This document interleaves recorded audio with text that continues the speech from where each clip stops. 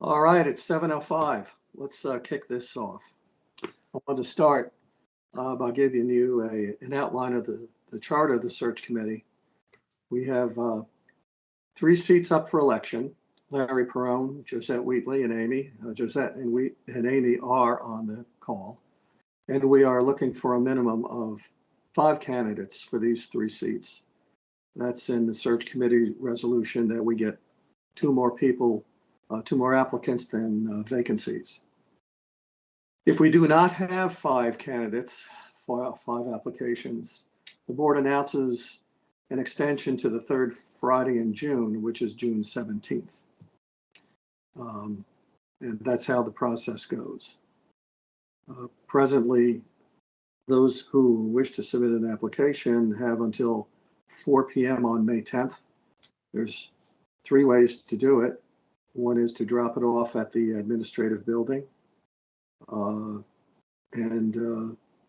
can mail it to the administrative building to the attention of Linda Martin. Or you can email it to Linda Martin and Tom Piatti. And that's how we got Monica's application. Thank and you, she has Tom. So I can say that.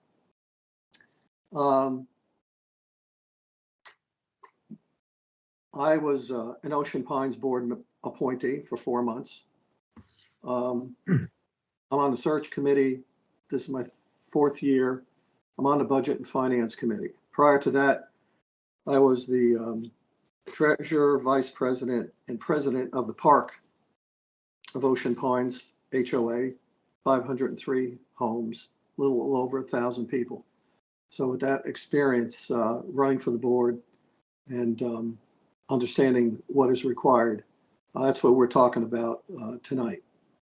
I wanted to start off with Ocean Pines demographics and where you can find them. We've got a terrific website. Oceanpines.org has got everything you need to know. I mean, the header page talks about 9 miles of waterfront property, 3,000 acres, 8,452 plotted lots. Then it goes into 12,000 full-time and 8,000 part-time. That changes, it may be more. Also talks about the fact that employee-wise, we've got about 250 in-season and approximately 120 off-season, which are full-time employees working across public works and different departments. Knowledge of governing documents, again, they are on the website. Go to the main page, go to the board of directors, and that's where you can find everything from the declaration of restrictions, the charter, the bylaws, the book of resolutions.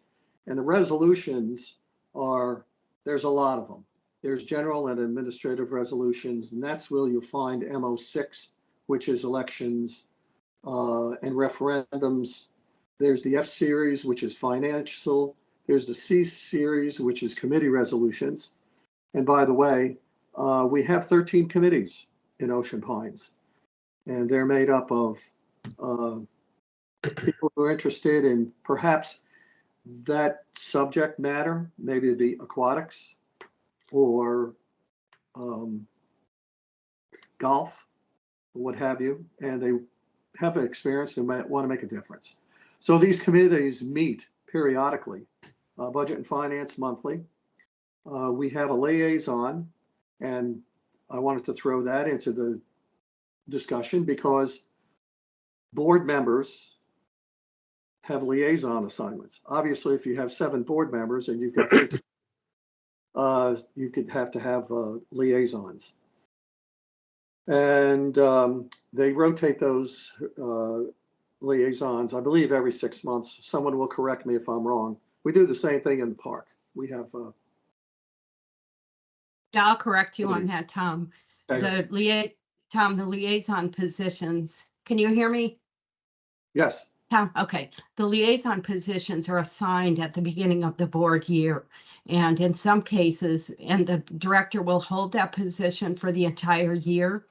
And at the next year, of course, 2 or 3 board members will term out, and we'll have 2 new board members come on. And so there may be changes in liaison assignments based on changing composition of the board. I think for the most part, we try to keep the liaisons consistent from year to year, but in some cases that changes. We like to have the treasurer, or my decision as the president this year, it was to have the treasurer be the budget and finance liaison. And I think that's how it's been in years past. And then the other assignments are based on knowledge, skill, interest, whatever of the individual director and how well that matches with the committee's purpose. Yeah, let me also add too that while there's been some level of consistency, it's not a requirement. For example, as Colette says, at the beginning of the year during the organizational meeting, we put together assignments for liaisons to the various committees. Now, we've been pretty open about it, at least when I was president for 3 years. We usually said, hey, does anybody have any particular interest in a committee? And it usually ends up working itself out. But it's been a pretty straightforward process. And like I said, it's an important role for the directors to liaison with the committees appropriately. Exactly, and the treasurer is the liaison to the Budget and Finance Committee. That makes perfect sense, I think. And with some historical information that we may or may not know when we're discussing topics in budget and finance. For those who are interested in running for the board, once the secretary validates the person who's the qualifications, then there's the elections committee goes into their process of informing those candidates of important dates. The 200-word statement, which I have here, and you can see we've got Frank, Stuart, David, and Rick Farr on here. 200 words and your photo. You can provide a photo, or the staff will take a photo of you, and this goes into the envelope with the votes. They also give you information on or give you a copy of MO6, which is the resolution for elections, and information out of the Architectural Review Committee concerning signage that can be placed. So this is a process that we've followed for decades. Seems to work, but I wanted to get into the question and answer. I don't have any prepared questions, but I wanted to turn it over to those of you who are on, Steve or Monica, if you want to talk about any specifics that you would like to know, such as, let's bring up a time commitment. This is Monica.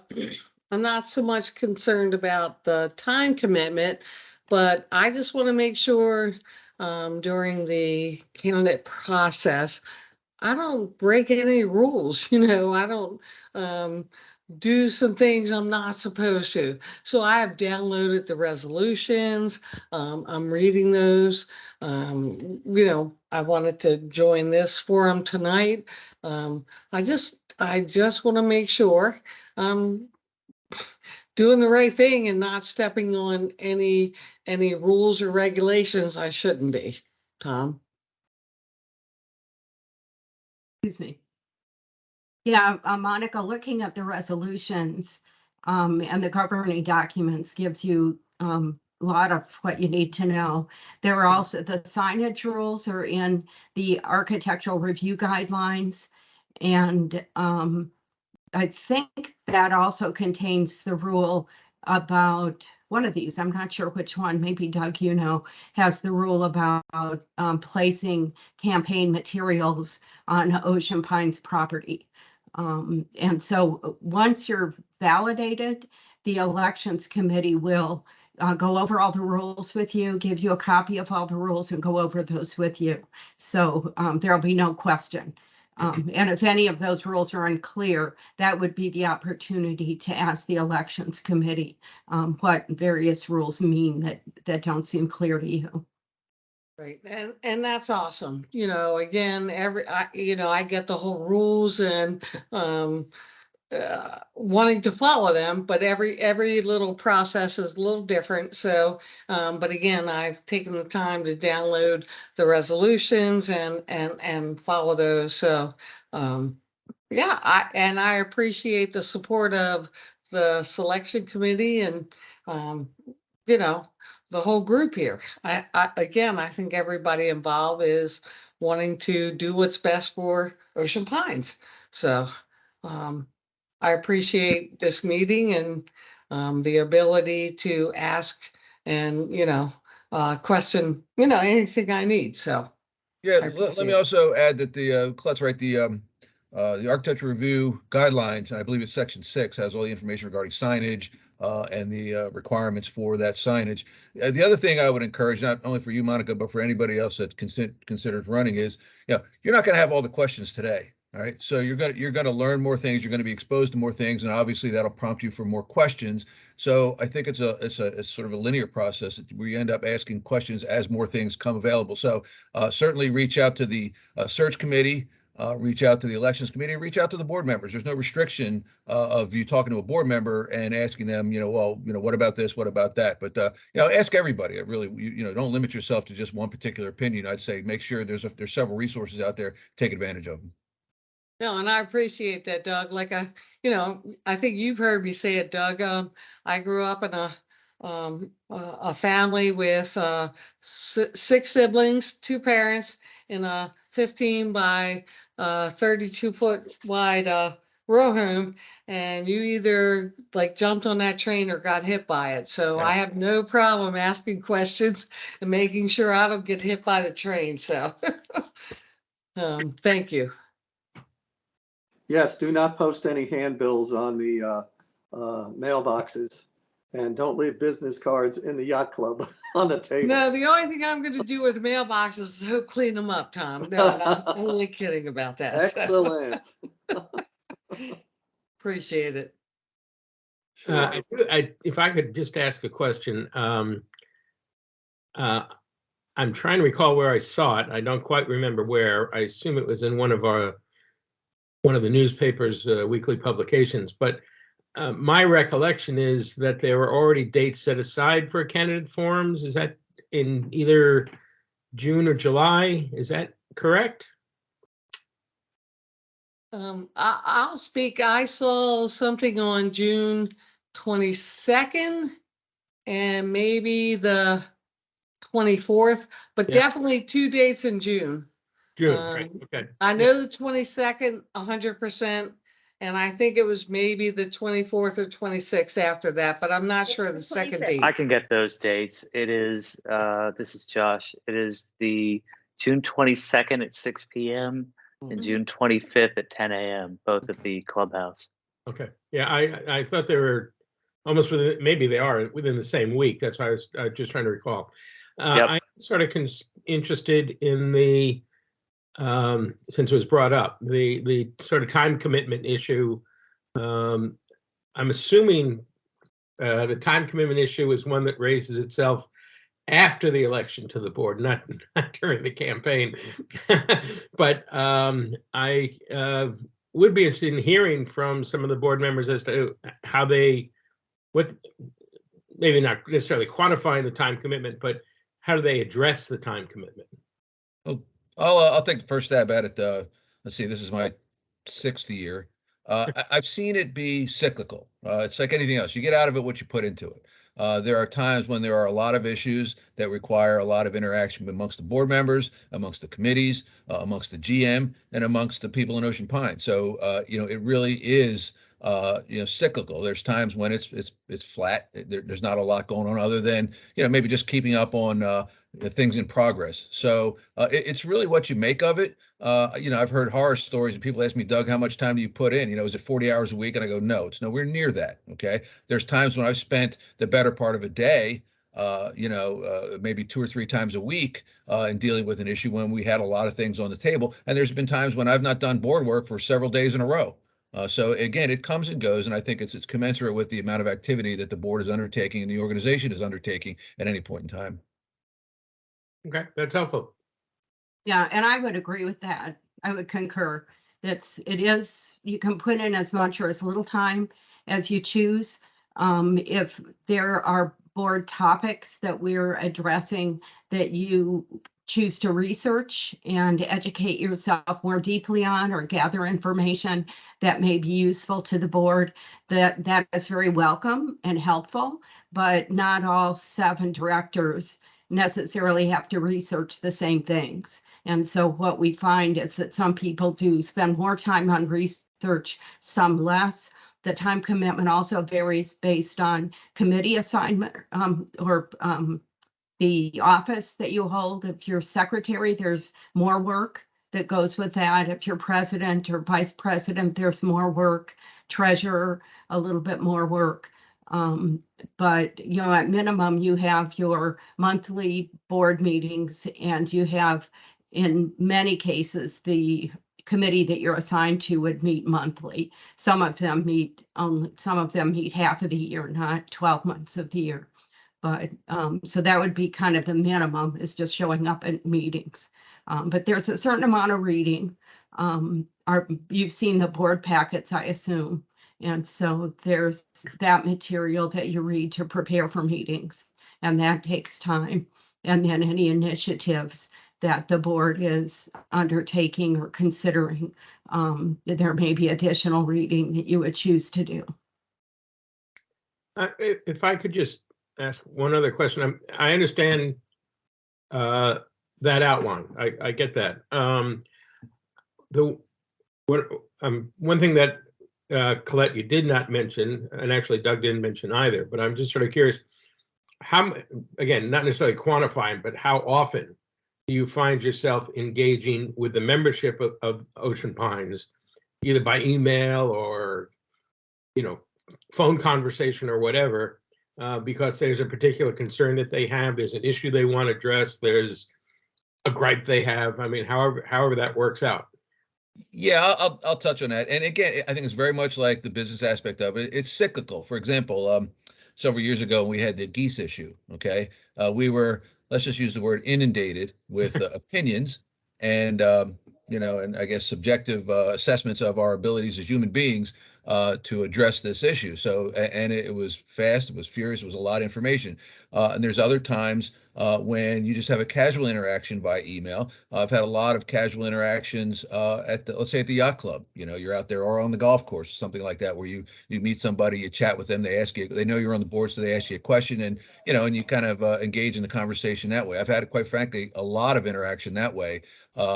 We tend, and Colette can weigh in on this, I think you tend to get probably in the nature of say 10-1 complaints versus congratulations. So normally it's a complaint, it's a gripe, and I'm not poo-pooing that. It's one of the things that they do. I think they should reach out and say, hey, I've got a problem with this. I need you guys to take a look at it and get back to me. But again, that happens in a very cyclical manner, depending on the topic of the day and some of the other things that are going on in the community. Okay. Yeah, and I'll add to what Doug said. One of the things that our general manager, John Viola, put in place upwards of a year ago now is info@oceanpines.org, which is our customer service email address and the customer service telephone number. Those are monitored by his staff. So now I think we get fewer of those questions that are really that have to do with operations issues, and they're going directly to info at the customer service team. And many more of the questions that come to us that are operational, we are able to forward on to info@oceanpines.org, because a lot of these things are not questions that we would have the answer to. We would have to engage staff. And of course, we don't really, interact directly with staff. So the customer service line really streamlines that and gets the question to the right person in a timely manner. When it used to come to us, it went from us to the GM to whatever staff member. So that was a much slower and less efficient way to get customer service questions dealt with. Yeah, and I'll vouch for that as well. I think at the time before John had instituted the info at oceanpines.org, the board was sort of an intermediary. We were a stopping point. Basically, we were a pass through. We got information. It was operational in nature, and obviously forwarded it to the GM and to the staff. So that has lessened the interaction with regard to operational matters that the board needs to get involved in, because they end up going to the GM anyway. But yeah, that's been a big help. That's so noted. Okay, thank you. Any other questions out there? Any comments? Amy, Josette, you got anything that you wanted to say as board appointees, and you're kind of drinking from a fire hose when you joined the board this year? I'll start. It's a big learning curve. I was very surprised how much of it I feel is feet on the ground, especially with my committee assignments. They kind of want me there in person. I have racket sports, so I tend to be over there a lot with the committee. I am selling my Baltimore home, and so I'm going to be Ocean Pines all the time. I only have one home to sell, and I'm so relieved because the traveling back and forth was exhausting. I was appointed in October, and I think I didn't visit my Baltimore home until like January. So I'm going to be relieved that that's gone. But you hear a lot on social media and stuff, complaints, but for the most part, I do run across a lot of people who love Ocean Pines, and I find that part of the job very rewarding. I would absolutely agree with that statement. You do meet a lot of folks that absolutely love the Pines as much as we do, or I'm going to speak for myself that I do. And so I think that's the encouragement at the end of the day. The time really varies how much you want to put in it. I still run a business, so I tend to compartmentalize my time. And then I'll go through my emails, at a different time. Some folks, and this is something that Larry had shared with me, they put their app on their phone, and others keep it on on their iPad. And for me, that works best. That's just the way. So I can, focus when I need to. It does take a bit of research. I don't think it does you any good to walk into anything without preparing yourself, because there are a lot of times, a lot of the issues or comments or whatever's happening has already happened or has been visited before, and there may be answers out there with different community memberships through like CAI and such. There's different communities that have their communities for HOAs to go to for problem solving, and there's a lot of things out there available. So when you're not sure, it's always good to go and just take a look to see what is the acceptable answer. And great leadership at the helm helps a lot. We've been very blessed with that. Colette has really helped us out a lot. She was secretary before and did an amazing job with the book. She can always, she's always there to answer at any time, day or night, which I don't do the night thing, but if it's late, she would respond to me if I requested it. So team effort, more than anything, it is a time commitment. I don't want to sugarcoat it. It's all what you want to put in it and what it means to you. So everybody looks at things a little differently. But thanks for asking me. I got, we'll take advantage of the fact that since this is being recorded, and hopefully folks that are considering running for the board might, look at this. One of the things that I learned over the years, and I keep harping back, and some of you have heard me tell this before, but I refer back to a former director, Pat Supik, She and I had a great relationship, and every time I'd get focused on an issue, she would say, Doug, there's 8,452 homes in Ocean Pines. All right. So the message there was, don't get hung up on the vocal minority. Understand that the decisions you make affect a lot more than those folks that are talking right now. There might be some folks that are just either A, aren't aware of the issue, B, are aware of the issue and don't want to comment, or B, are, just, or C, just completely disinterested. But you owe it to the 8,452, not just the 75 or 100 people that are whispering in your ear or yelling at you. So, for prospective board members, take that broad, open-minded view and understand there's a lot more people that your decision will affect than just the ones you're talking to.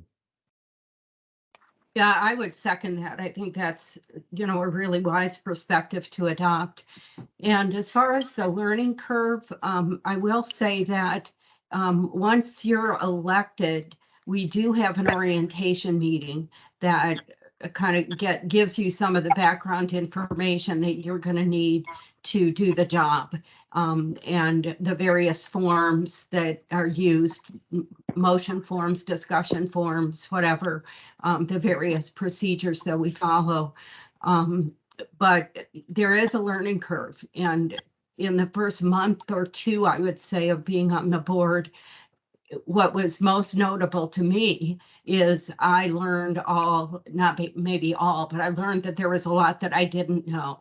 And so there was a lot of information that the directors had available to them on topics that we were considering or had considered that were not widely known. Historical information about the a topic, previous approaches to addressing a topic, that kind of thing. And so one of the nice things about the board is that the seasoned directors really help mentor the new directors to help bring the new directors, kind of speed up that learning curve and help them get their feet on the ground as quickly as they can. And I would say this is my 5th year, and I would say that for the most part, each year, our board has been mostly very collegial. The relationships among the directors have been mostly collegial. We've had the outliers here and there, but there have always been people on the board that you can count on for that historical information, that support, guidance, mentorship, whatever you need to really get your feet on the ground and function successfully. And I'd say that each director is committed to the success of their colleagues and the success of the board. And so you do most of the time feel that support from among your colleagues. Let me add, Colette, while you were talking, it came to mind. One of the other things is that one of the things I learned again after so many years was that there's a lot of we'll just call it misinformation out there. You sit on one side of the table and you hear all this information out in the community, and then you get on the other side of the table and you find out that that's not necessarily true. And that's been one of the, I want to call it problems. It's been one of the issues that you have to deal with. And you have to understand there's going to be a lot of misinformation out there, and there's going to be narratives that sort of start out the proverbial, small snowball at the top of the hill. By the time it gets down to the bottom of the hill, it's a gigantic boulder and it runs people over, and people start to believe that's the truth. And I think you have to understand that that's going to happen. There's nothing the board can do about it, but understand that there's going to be the quote unquote misinformation out there, and you do your best to manage it. Whenever you get an opportunity to tell somebody, don't tell them they're wrong. Just say, hey, by the way, here's what's really happening in a specific area, and you can make your own decision based on that. So, get used to it, because that's the one thing that, I learned over the years, and it didn't happen in year one. It sort of happened by the end of year one. You started, after so many iterations of the same bits of misinformation happening over and over again, you start going, well, that's a little bit different what's out in the community than really what's happening. But again, just be aware of that, because you've got to be open-minded. You've got to understand that everything is going to have a little bit of different perspective, again, based on that 8,452 different we'll call them opinions and perspectives. Yeah, and I think that's a great point, Doug. And I would encourage you as candidates to take note of topics on which you see, okay, there are 2 stories out there. I'm not sure which story is the valid story that I should be thinking about. And feel free to reach out to the directors, and we'd be happy to help educate you. You know, Can you're I going to be add to asked a that? lot of questions at the forums, and it'd be nice to be equipped with what the real facts are. Go ahead, Josette. Sorry. I was just gonna piggyback on that, Ms. Collette. Thank you for saying that. The Residence Academy is really a great resource to really kind of get yourself up and running. That thing, you'll learn a little bit about everything. Watch the videos of the different, they have different videos about the directors, different videos, you know, from all kinds of the different departments, but it really gives you an idea what's already been discussed, you know, kind of, you know, well, why is it we do this? Oh, that's why. And it kind of, it's really very, very helpful. And you can, you know, go through it at your own leisure at any time. And it really, to me, I thought that was a great tool. So I would recommend that. I know we're going to throw a lot at you, but Yeah, I would agree, Josette. That's an excellent resource for a candidate. The other advantage of watching the Academy is that the narrators are staff. And so you will get to put faces with names of the various staff members that are talked about. Some of them you see at our board meetings, but not all of them. And so it's a really nice way to become familiar with who belongs to what department and what face goes with what name.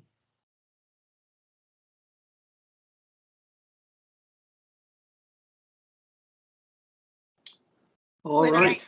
I have, for the Resident Academy, when I was assigned racket sports, which I do not play, the Residents Academy, I watched for a second time. And then I met with my racket committee and they thought I played because that video was so good, explaining the difference between spec tennis and everything. I look like an expert. So it is a great resource. It is a great source, and also for the historical perspective of people who were here when Ocean Pines was being built, Sharon O'Hare, the realtors and all that. It's really, really terrific. And yeah, Residence Academy was a great idea. I don't think a lot of people know about it because if you looked at the number of hits, they were low for a long time. But very valuable information if you really want to get your you know, brain around what's going on in Ocean Pines. And I might add that Ocean Pines has got to be the most transparent HOA. I mean, there's over 330,000 HOA and condominium associations in the United States. Every a condo association with 12 units up to 100,000 houses in some areas. But Ocean Pines still has their board and candidate forum recordings on YouTube going back to 2009. It's incredible. Sometimes it's comical. At some of those meetings, there were 100 people.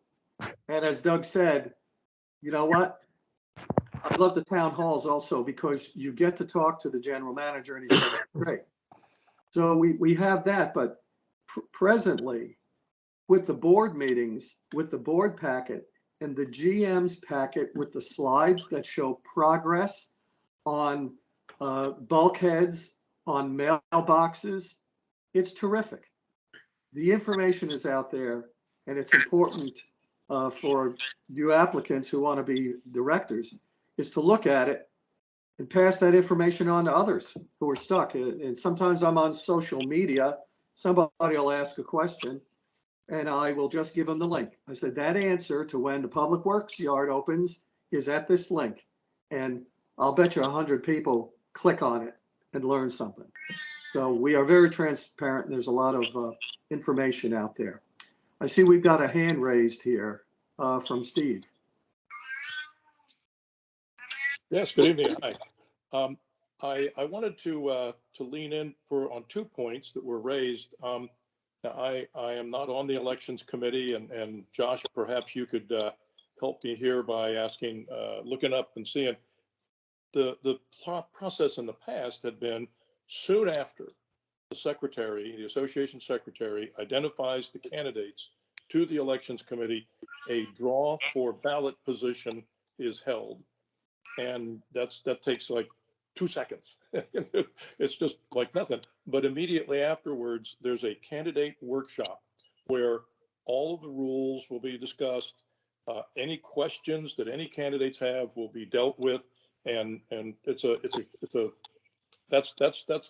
kind of where you meet the people who are going to be running the process. Could you find that, Josh? Thanks for asking, Steve. That's June 7th at 2 p.m. in the community center. Okay, so June 7th, this is the draw, followed by the workshop. The second thing I'd like to make is Monica's concern about, she wants to follow all the rules. Well, I'm not on the committee, but I believe that their attitude is as it was in the past.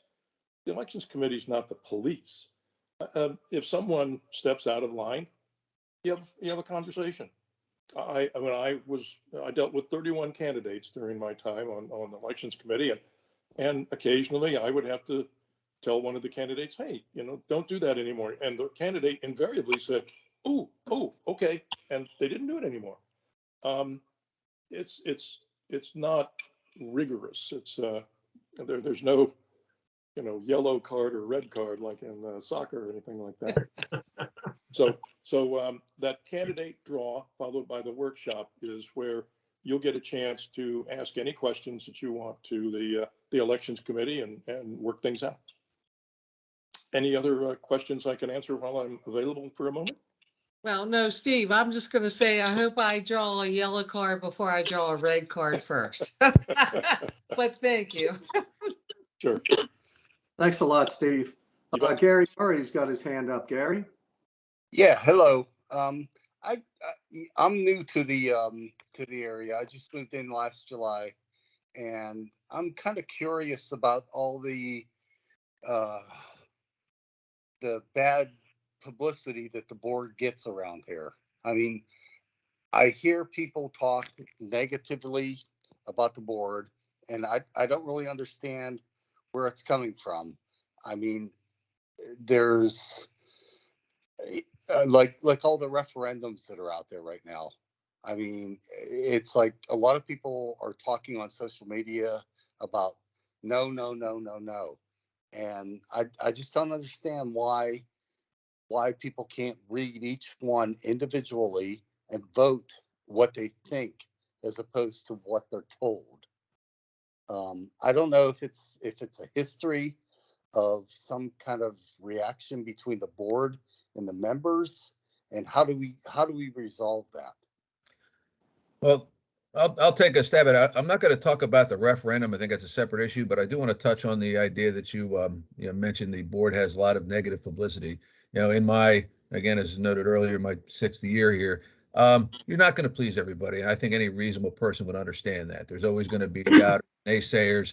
It's been that way forever. Even now, I mean, if you looked at purely the financial condition of the organization, one would say, well, maybe you can overlook stuff in that, but that's still not good enough for some people, and they're just going to complain.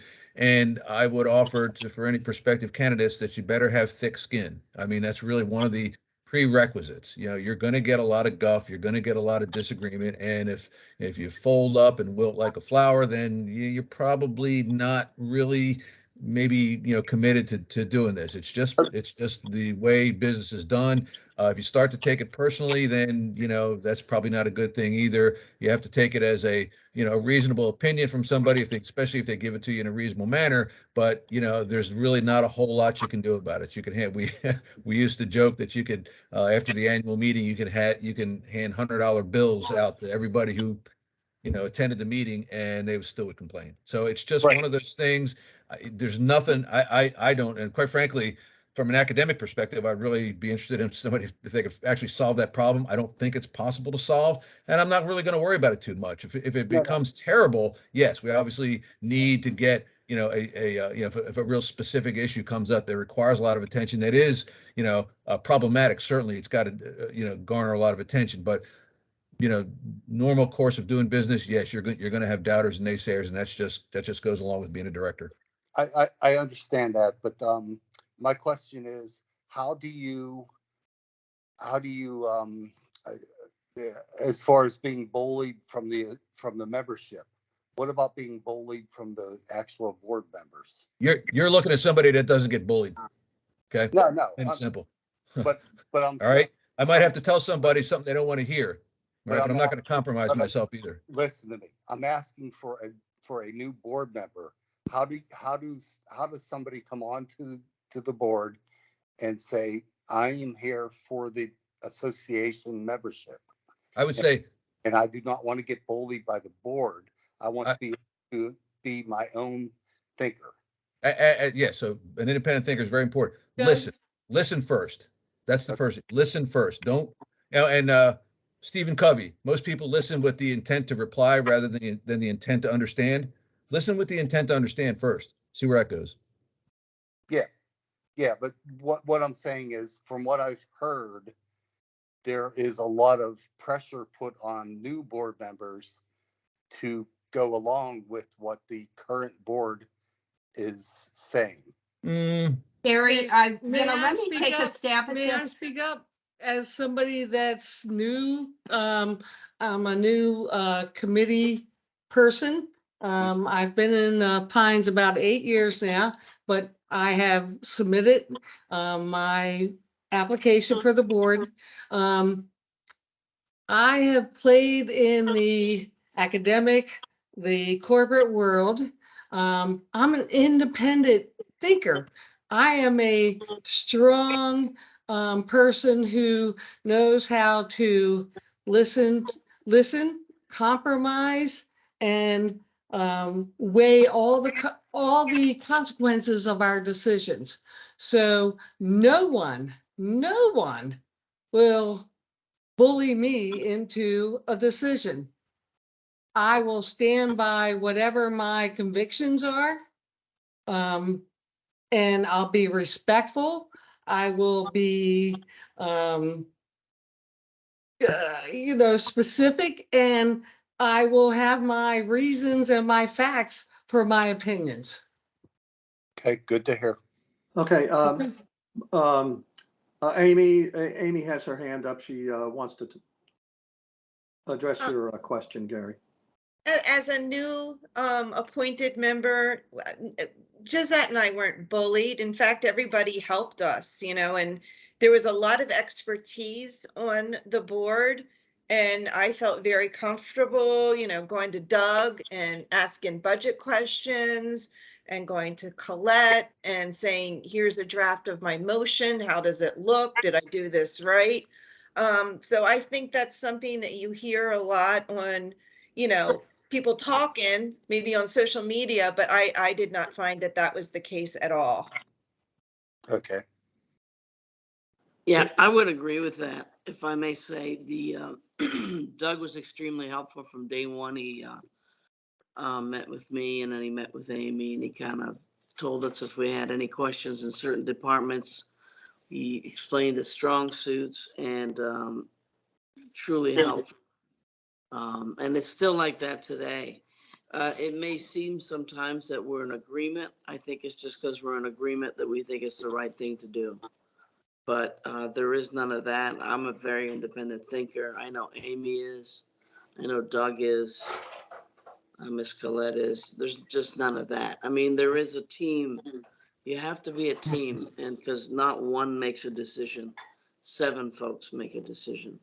So that's very important to realize, and to go into a meeting with that in mind. And the very important stuff, honestly, most folks, they've already thought about what they want to do, and they have their own opinion. And that's how I work. And I think most of my colleagues are in the same way.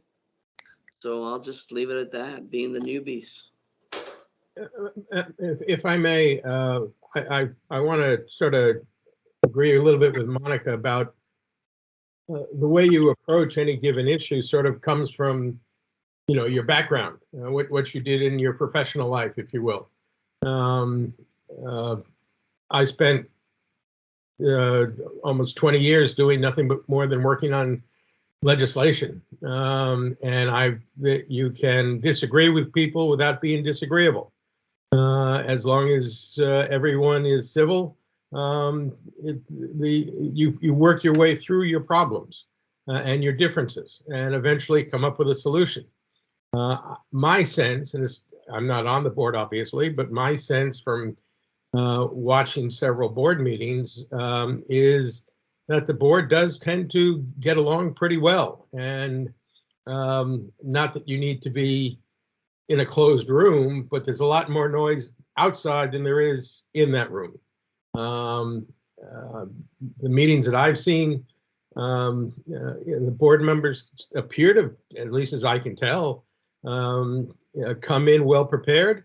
They're prepared to state their point of view, and then the board acts in a both parliamentary but also cohesive manner to move along from issue to issue with the idea that this is probably at this time what's best for Ocean Pines.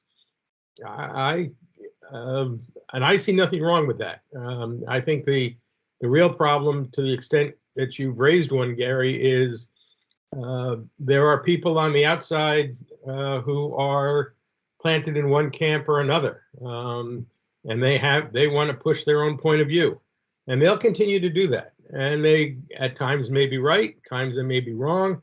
But I think Doug's point, which is at times you have to tell them what the facts are, and that's sort of, for lack of a better term, that's why they pay the board members the big bucks. That's what you got to do. So that would be my viewpoint. You guys get paid? No. No.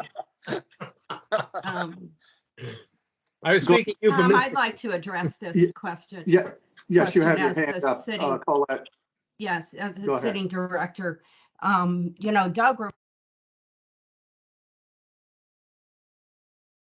Can't hear you, Colette. You're muted. Sorry. Doug referred earlier to the presence of, there are two, maybe 3, 4 different narratives out there. And I know that this narrative is in social media and somewhat even in the more mainstream press, that the board doesn't get along, that there are factions, cabals, whatever you want to call them, that there is pressure. And I would say in the 5 years that I've been on the board, I did not experience that as a new director. I do not see that particularly. There are times when we have disagreements among ourselves, but the disagreements, we try to stick to the issues of disagreement. And we try not to personalize. We're not about pressuring, attacking, personalizing the decisions that we make. I think all of us are focused on the decisions that we make are about Ocean Pines. They're not about us. And the responsibility that we have is to make sure that we weigh both sides of every question, listen to both sides of every argument. I would say if there's pressure that comes to us, much more often it comes from the outside than from within the board, where there are people in the public who feel very strongly about their position, and often based on limited or false information, and try to pressure us through intimidation, insults, whatever, to go with their point of view. But I would say, my experience has been, for the most part, our boards, since the 5 years I've been on the board, for the most part have been collegial. Now, we have had our individual kind of outliers with that, but I would say those are outlier situations. That's not the norm. Thanks, Colette. Sherry, did you want to say something? Yeah, as a potential candidate, either, I'm not sure, so I'm just putting that out there, and I've been weighing this for a while. I got heavily involved in Ocean Pines about a year ago. I moved down here about a year and a half ago, and now my house in New Jersey has sold, and I've been down here more full-time, and now this will be my permanent residence. But I'm a heavy social media person.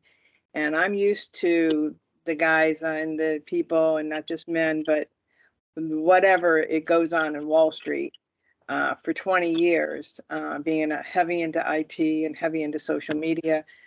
I've been doing this for quite some time. What I have found, and what Doug had alluded to as far as being thick-skinned, is here comes me from somewhere trying to understand the facts of what's going on. I'm seeing and hearing all these different things going on. What is the facts? So I start digging, I start watching the videos, I start asking questions. So I'm pretty heavily involved in a social media and trying to seek the truth and whatever. And I'll tell you, I have been beat up.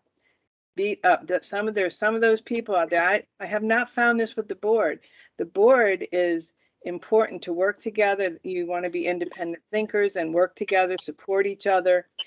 But what's coming from the outside, where they try to destroy your character and they try to destroy and find anything that they can to throw, false information about you, you find yourself having to protect yourself more so than anything. So it's one of those things. As far as the board getting along, I see that the board and the general manager, and what I'm seeing and the watching the financials, because like I said, I'm from Wall Street. Financials are very important. When I was in data management, so I'm an IT data management person. You can't make a mistake. You've got to know the facts. And this is the thing, as far as digging into the facts and understanding and not just listening, because you can get taken down a primrose path, if you're just listening and not doing the facts. So I don't think I've not seen the attacks with the board members with each other. I've seen about maybe 20 or 30 people of the same people just trying to destroy your character. That's what you have to be more concerned about. And like what Doug said, you got to be thick-skinned, and if you got any whatever's in the closet, these people will dig it out and throw it in your face. So, being as honest as possible, answer the people say, don't answer these questions, say no to this, say no to everything. No, you read the questions, you answer as you see fit to answer, because you can think for yourself. And as long as you don't have an allegiance to somebody somewhere, you're going to be great on the board and working together with the board to make Ocean Pines an even better and happier place to live in. But it's more about the facts and protecting your own character is what you want. And it's not from the board, it's from the outside. I have a question. I see that there are 28 questions on the referendum. How often in the past has there been referendums? And has it been that many questions in the past? Hey, Gary, this is Tom. Doug, you were present when we did the previous revision of the bylaws. Would you like to speak to that? How many changes were made and when that happened? You're muted, by the way. Sorry, the last referendum, I believe, was the one we had about the spending limit. So that was a year ago. Prior to that was another 6 or 7 years ago was the referendum on the yacht club. But again, those were single question referendum items. Back in 2008, I wasn't involved, but I had the history of it when I did a lot of the research. There were a number. I don't think it was 28, but there were several. They prepared a summary document similar to the one that's presented, with the current ballot announcement, but it was nowhere near 28. It was probably more like a handful, probably 9 or 10 maybe. But again, a lot of times when you're dealing with the bylaws, you got a lot of cross-referencing. So, for example, you make a change in one area, it's going to affect probably 1 or 2 other areas, plus an entry in the book of resolutions as well. So that's why you probably, when it deals with the bylaws, I'd probably go on record as saying I'd be hard pressed to say that if you're doing bylaw changes, you'd only have a 1-question referendum. You'll most likely have multiple question referendums. But 28 is on the high end. It's the most I've ever experienced in 12 years. Okay, this is Tom. Gary, I hope we've answered all your questions, but the focus on this roundtable is actually those running for the board and questions they have about the procedures and stuff like that. But we appreciate you taking the time to join us tonight. Is there any other questions out there from the potential candidates, applicants, or any final statements by our present board members?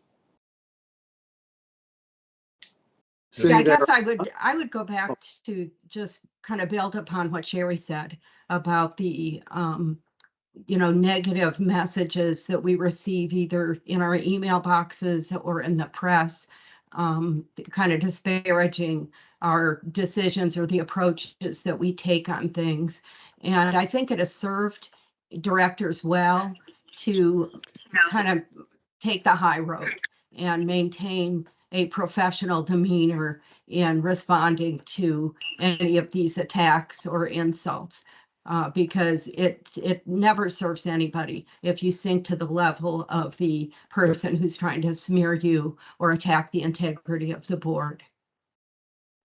Yeah, and I just, to potential candidates, when a question comes up, ask. As Colette and others have alluded to, you don't get all the information in the first 2 board meetings.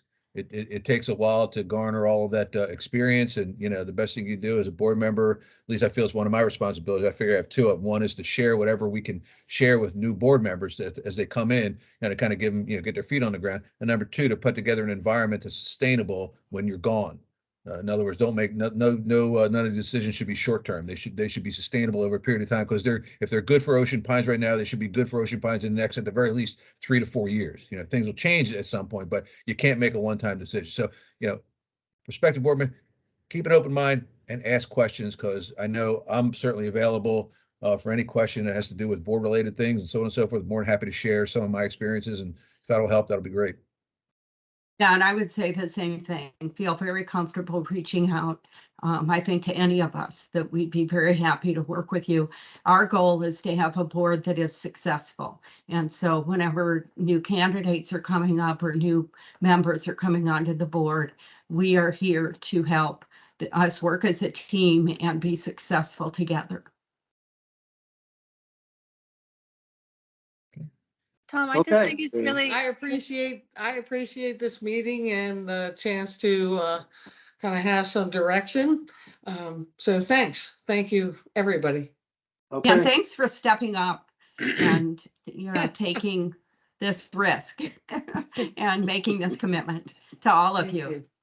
Hey, can I say something about responding? I just wanted, for those that are considering, if a member in the community sends an email that's, not very flattering, or you're upset about it or anything like that, there are positions, although we're 7 directors, we can discuss it among the directors, and, if it was something that needed to be discussed.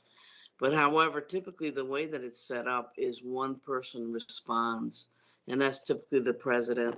And so that kind of, it gives you, you can kind of compose yourself a little bit. And sometimes if the hit comes to you, it's not really you responding, but it allows you to, to reflect and answer properly. So it is a group effort all the time, but the president may not tell you, but she does a lot.